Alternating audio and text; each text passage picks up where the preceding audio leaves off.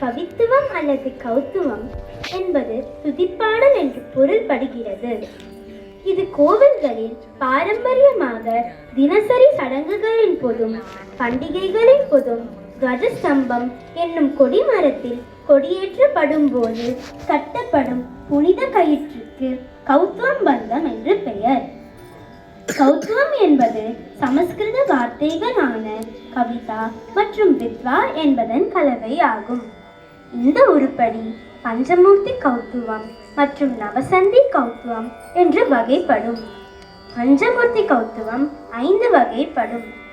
அவை கணேச கௌத்துவம், சுப்பிரமணிய கௌத்துவம், நடேச கௌத்துவம், சண்டிகேஸ்வர கௌத்துவம் மற்றும் சம்பந்தர் கௌத்துவம் ஆகும். நவசந்தி கௌத்துவம் தென்னிந்தியாவில் சில சிவாலயத்தில் பிரம்மோற்சவம் சமயத்தில் செய்யப்படும். இவை பிரம்மா, இந்திரன், அக்னி, யமன், நிருதி, வருணன், வாயு, குபேரன் மற்றும் ஈசான்யம் போன்ற தேவர்கள் மீது அமைக்கப்படுகிறது. நாம் அறிந்த கௌத்துவங்கள் திரு கங்கைமுத்து நட்டுவனார் இயற்றியதாக அறியப்படுகிறது.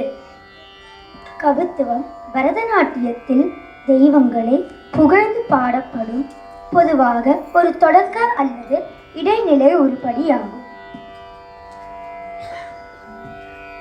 கௌத்துவம் சுவாமி நடராஜர் மீது வழங்கிய நடேச கௌத்துவம் ஆகும். நடேச கௌத்துவம் சிவபெருமானை நடராஜர் ஸ்வரூபமாக சுவாமியின் தெய்வீக வடிவத்தை பிரபஞ்சத்தின் சுழற்சியில் குறிக்கும் வகையில் சுடர்களின் வட்டத்திற்குள் படைத்தல், காத்தல், அழித்தல், மறைத்தல் மற்றும் அருளல் என்று புகழ்ந்து பாடும் ஒரு துடிப்பான பரதநாட்டிய நடன படைப்பாகும். இது சொல்லுக்கட்டு மற்றும் தாள எழுத்துக்களுடன் உடைய பாடல் வரிகள் கலந்து நடராஜரின் அண்ட நடனத்தை சித்தரிக்கிறது. இதில் அவரது திரிசூலம், பறை, பாம்பு மாடல் மற்றும் நந்திக்காலை ஆகியவை நடன அம்சங்களாக இடம்பெற்றுள்ளன. நடேசர் கௌத்துவம் ராகம் ஹம்சத்வனி, தாளம் சதுஸ்ர ஈகம், இயற்றியவர் திரு கங்கைமுத்து நட்டுவனார்.